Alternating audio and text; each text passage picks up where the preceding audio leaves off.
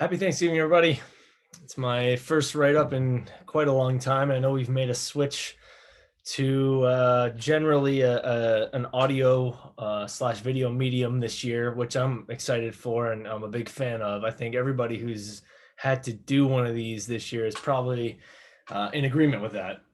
Much easier, more relaxed, just a simpler thing. Feels like less of an obligation, more just kind of given a soapbox to stand on and give everybody your thoughts.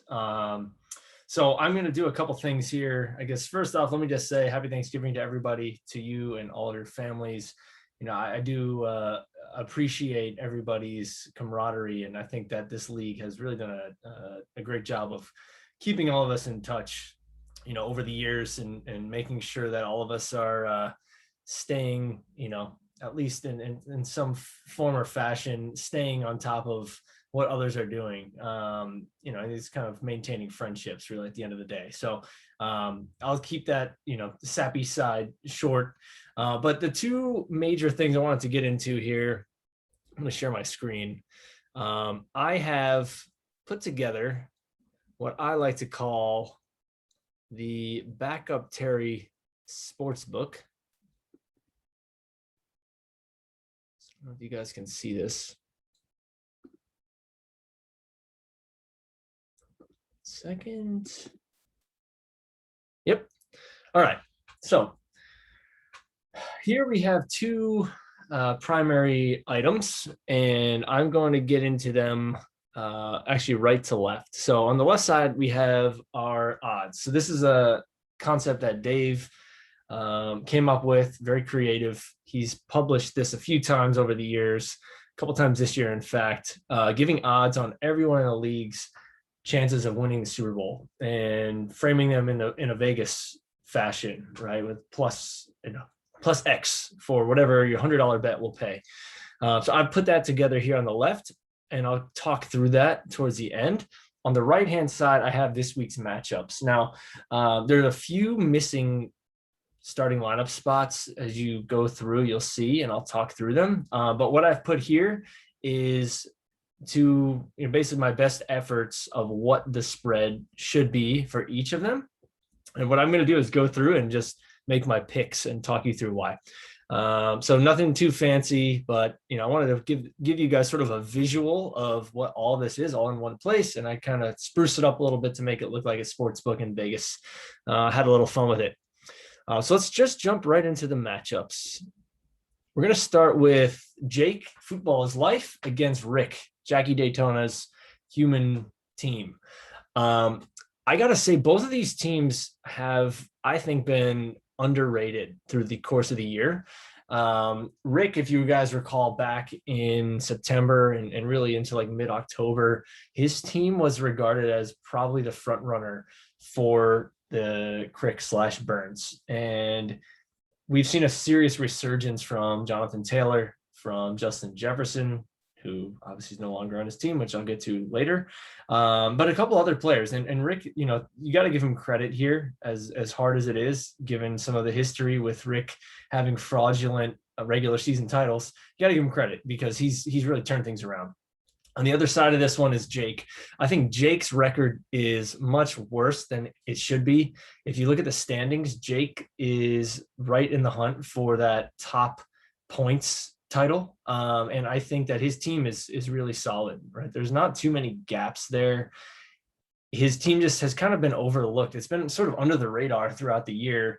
And I think part of that's just the fact that he's at 5-6. But if you look at the matchup, it's pretty close spread, 3.1 based on the current starting lineups. I kind of, for every matchup, I've gone through and sort of decided, you know, is this what I think will actually be the starting lineup or not? And based on that, I've adjusted the spread. In this case, I didn't make any adjustments.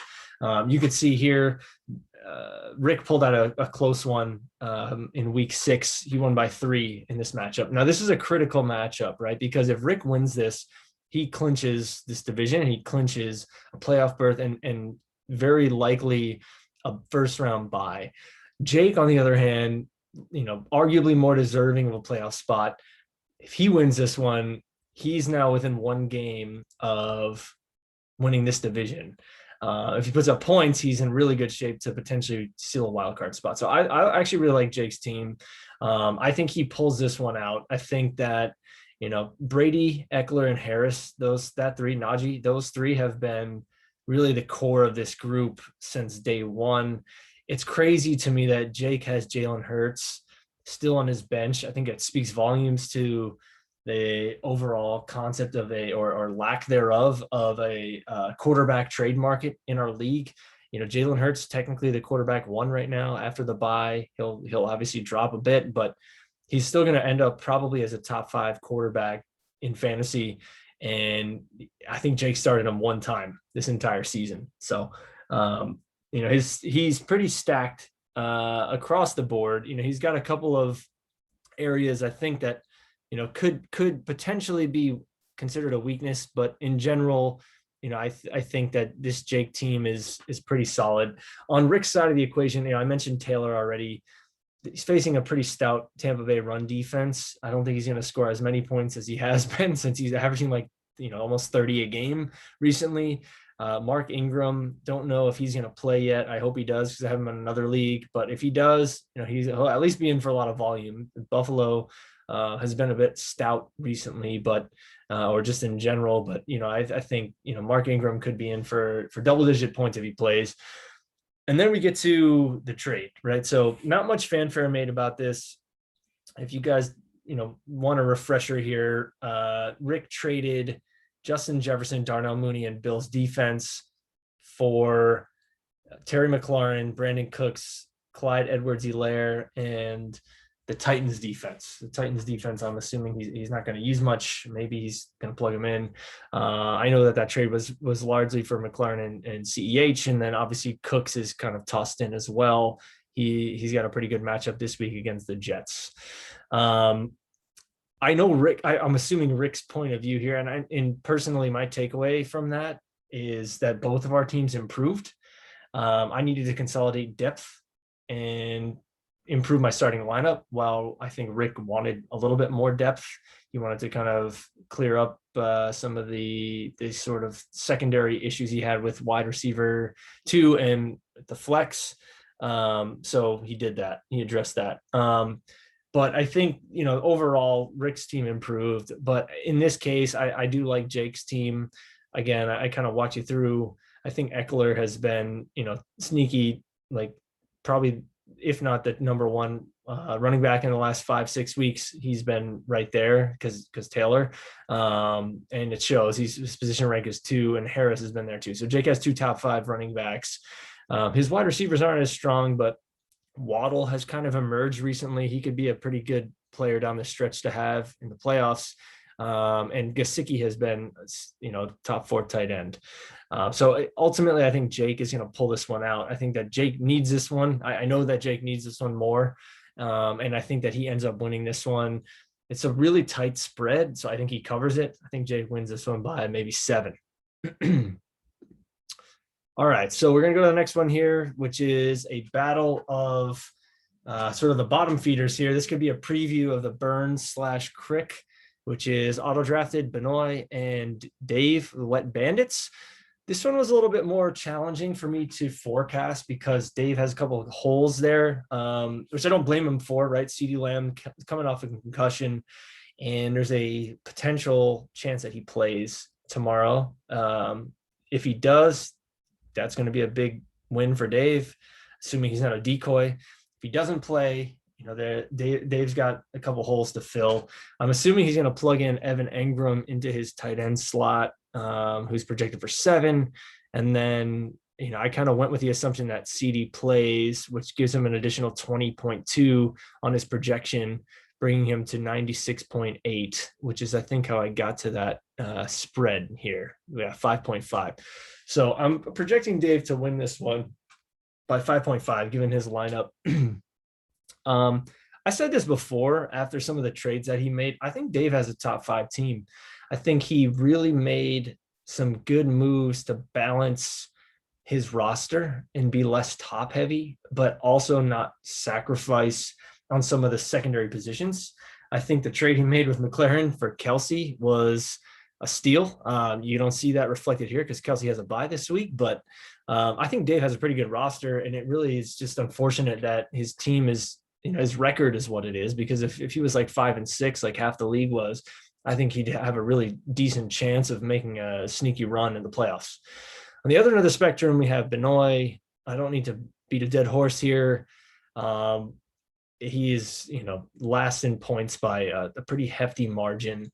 I did look into his historical context, and his points for is not near some of our all-time worst performers. So this is just kind of a shitty year. And I don't see him winning this one. I think, starting Jimmy Garoppolo is not going to get you to the promised land here. I think Dave's going to cover the spread, which again, in my sort of synthetic spread, 5.5, I give Dave the nod. I think Dave wins this one handily, maybe by 20 or more. All right, looking at the next matchup here, we have McLaren, Zabel Stable against our Two Boys One Cup squad, Deep Ellum Blues. Here's what I'll say here, right? This is actually probably the matchup of the week, because if McLaren wins, he is going to most likely steal himself a division winning auto bid into the playoffs, and give him credit for that, because I think most of the league has written him off for the majority of the year, given the fact that his roster hasn't looked particularly great. I think a lot of his deals that he's made, and he's been very active on the trade wire, I think a lot of his deals have been regarded as somewhat poor. So and I concur on some of those, especially the Kelsey one. I thought that was a really poor trade, but it's still working out for him. He's stringing enough wins together to be in the hunt in week 12, and honestly, that's all you can really ask for. That said, looking at this matchup, you can see here that this one's actually a little bit wider of a spread. Deep Ellum is favored by 8.9, assuming no changes are made to the starting lineups. I think Russ has a good bounce back this week against Washington, who's proven time and time again that the secondary is awful. I think Antonio Gibson actually could have a decent week. I don't like Josh Jacobs this week, but it doesn't really matter what I think. I think overall, this Deep Ellum Blues team, they came out really hot out of the gates. They built themselves a nice base with regards to points for to be in the hunt for the wild card come week 13, largely given Cooper Kupp. And I think Dave has cited this in the past. They went out and picked up Texans D today for a pretty good price. I should say a pretty hefty price. And they have the Jets, right, who are most likely starting Zach Wilson, which, as you guys have seen, is likely going to lead to some points, even though they're the Texans. So I expect Deep Ellum to kind of bounce back after a sort of a rocky patch and get back to their old ways, scoring at least probably 110. On the McLaren side of the spectrum, I'm pretty sure Lamar's playing.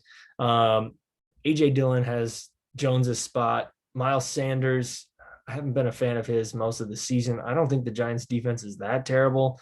So I don't really see much from him. That said, I think that the bottom half of this roster here is going to require, some serious outperformance. Tim Patrick, Cedric Wilson, right? Both of those guys, I mean, they're not necessarily bad players. They're just not folks you want to be relying on if you need a win, which McLaren does in this case. I got Deep Ellum winning this one. I think they cover this fairly wide spread. I think they win this one by 15 or so, maybe more. Like I could see this team going off this week, depending on a couple of the matchups that you see there. All right, next matchup, we have Bishop Sycamore, Johnny's perennial powerhouse, against Phil, not perverted, just Italian. And the first thing that I think everybody sees when you look at this, I mean, you can just see these check marks. This is an absolute massacre on paper. This is the widest spread I've seen in quite some time. I made mention of it this morning in the chat. Johnny has one of the highest projections that I've seen, if not ever, like on at least in recent memory. his number was higher actually, and it looks like he subbed out Rodgers for Cam Newton. I don't know if that's what he's going to end up going with. Maybe, maybe not. It doesn't really matter. Johnny's team is stacked, and it's been said many times in many different ways. So I don't need to like go through each player and tell you why. I think Johnny's a front runner for the Super Bowl, and I'll get to that in a minute when I go through the Super Bowl odds. But um, Phil's team, he's done a lot with what he had. He's made some serious changes, basically a full roster overhaul. I think he's in better shape now than he was in like week 7, where he was very top heavy, didn't have any running backs, but he's facing a buzzsaw here. And I just, there's not really much more to say about it. I don't think Johnny covers this spread. And, that's just simply a matter of that's too many points. 30 points is astronomically high. Johnny could absolutely get a high score this week, but I'm going to go with 22-point victory, which is still a blowout as far as I'm concerned. And I'll give this one to Johnny. All right, next one. This one a little bit more important as far as I'm concerned. This is the Justin versus Clavin matchup, which is a pretty tight spread. So Justin is clinging to his playoff life right now. He's sort of on the outside looking in as far as wild card is concerned. And in fact, all of the losers in the rejects and cripples division, myself included, are on the outside looking in as far as wild cards concerned. So we may only get one bid as a division. It really depends on what things look like the next week or two, the next 2 weeks. If I hadn't put up a 55 last week, I would be in the hunt for a wild card spot, and I just shit the bed there. But anyways, if Justin loses this week, he's effectively eliminated from the playoffs. So because he'll be 5-7, and then Willie and I are facing each other both at 6-5. One of us will be 7-5. So he's going to be 2 games out with 1 game to play. He's out as far as clinching through auto bid. And there's not a very good chance that he's going to win in terms of a wild card spot. So this is a must-win game for Justin. I'm assuming he is hammering the trade lines to try to offload this bye week risk that he has with the Chiefs right now, since he needs a win, because he didn't pick one up today, right? If he picked up like Tyrod Taylor, for instance, that would tell me, okay, he's going to ride his team, but he didn't. So that's what I'm assuming is going to happen. It makes this more difficult to predict. I think in the sports book, I have this listed as a 2.5 spread in favor of Justin. The reason for that, again, he's currently, if you look at these numbers, he's 13.3 underdog. I just threw in, sort of a generic 16 or 17 point waiver wire quarterback in terms of, who's going to fill in for that Mahomes void there. And Justin's favored by a little less than 3 points. In reality, I think this one's pretty much impossible to predict right now, because I think there's going to be some serious shuffling with Justin's side of the equation. But let's take a look at Clavin's team, because I don't think that that's going to change much. I think Josh Allen's due for a bounce back game this week. I think Zeke is due for a solid game this week. I really like Damian Harris. I think that he's been pretty underrated this year. He's been injured a lot, so that's really, I think, been one of the main reasons for that. But Tennessee has been, who knows? I don't know what's going on there. I think he could have a decent game. I guess the point is, Clavin's team, if Mike Williams continues to play that he did, the way he did the first half of the year, rather than the way he's played like the last 3 or 4 weeks, with the exception of week 11, I think Clavin's team has pieces and they could potentially make a run. They also need to win this game, right? If they lose, they're definitely on the outside looking in as far as wild cards concerned. So they need this one just as much as Justin. This is like sort of a desperation, loser goes home, winner stays alive, but isn't really guaranteed anything matchup. So we got 2 guys fighting for their lives. Ultimately, I think Justin's team is pretty stacked as far as like top heavy studs is concerned. It really depends on what he does, though. I don't know if he's gonna, I think he's gonna trade. He's gonna make a trade. I just don't know what it's gonna be. So it's hard for me to kind of forecast what's gonna happen here. So for that reason, I'm gonna just say self-servingly, Clavin wins this one by 30. And Justin is low score this week, and we all laugh at him because I don't have any reason to not pick that. So go Darth Vader. I'm in your camp this week. All right.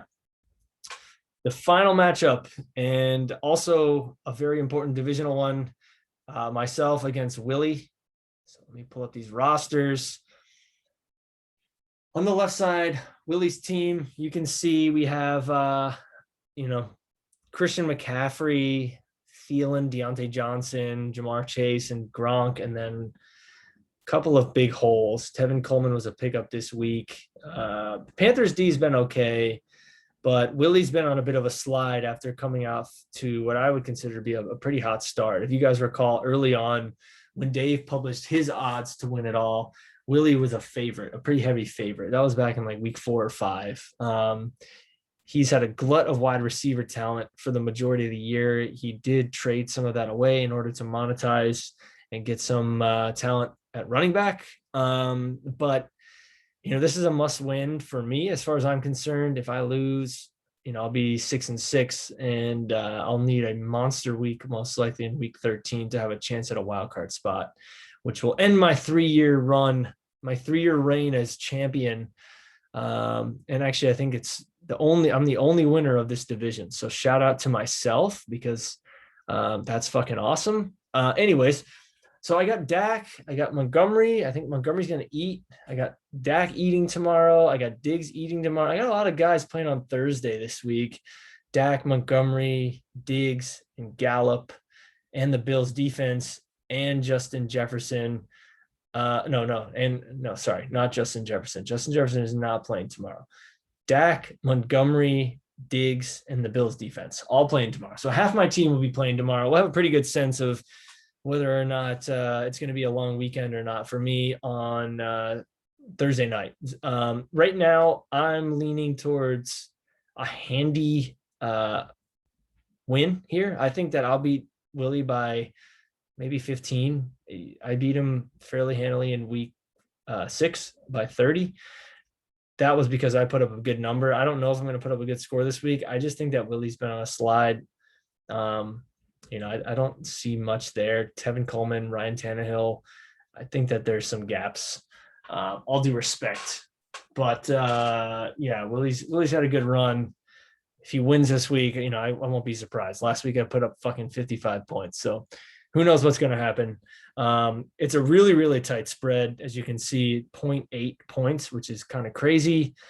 I'm going to go ahead and say I cover the 0.8, and I cover that, somewhat handily, and I cover it by like 15.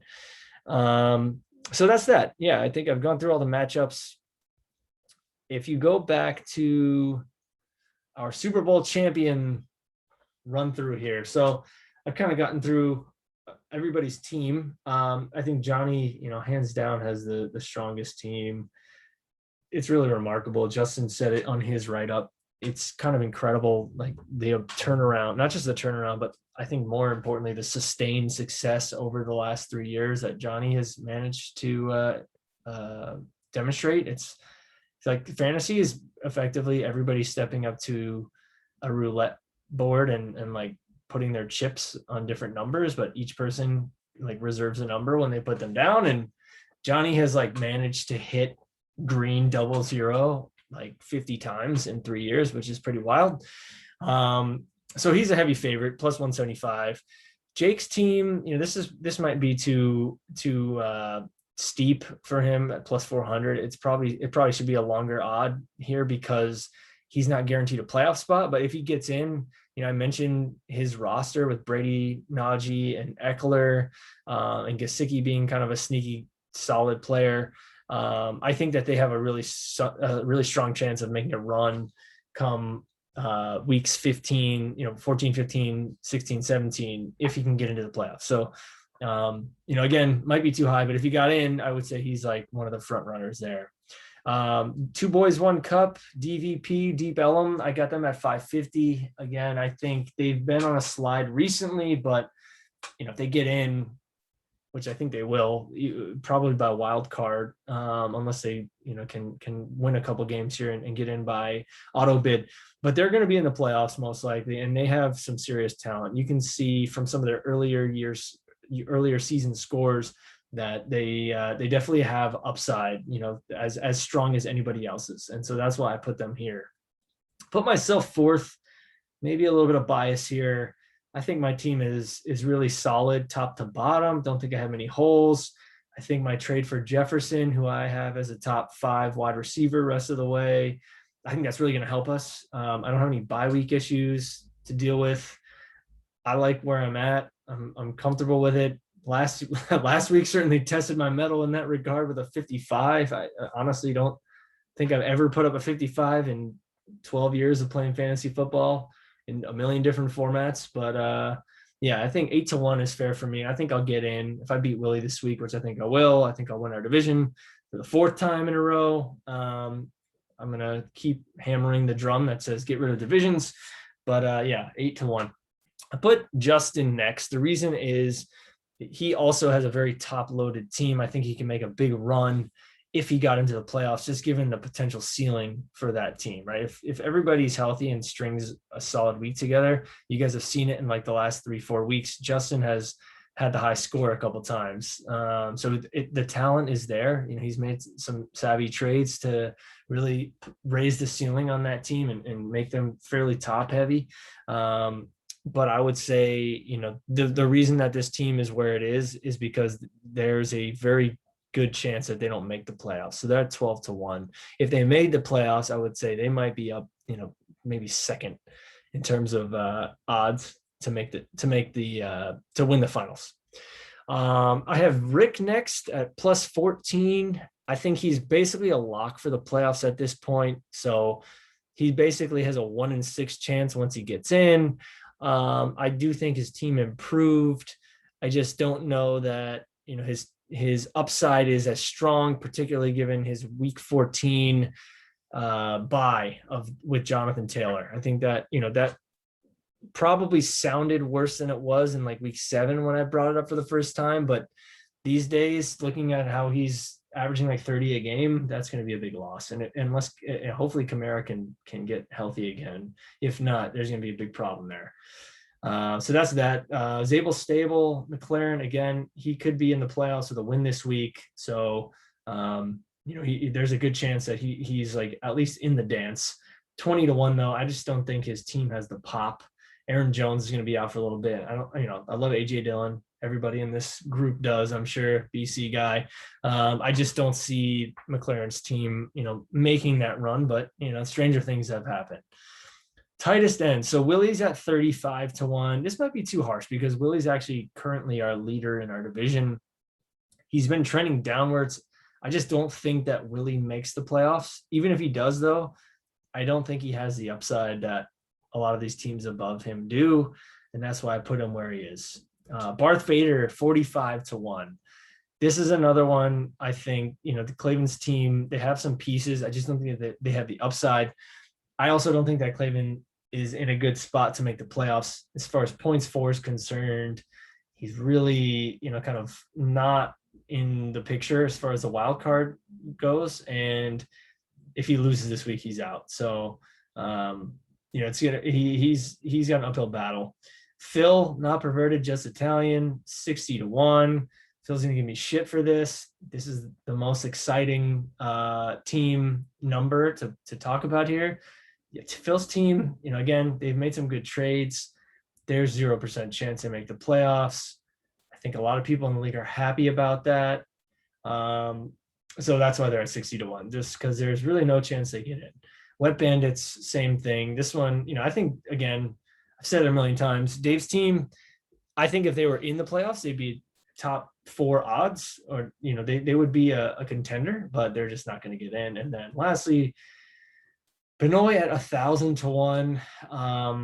Yeah, just going to leave it at that. So that's that. Again, happy Thanksgiving, everybody. Thank you for watching. I hope I never have to do this again. And good luck. I'll talk to everybody soon. See ya.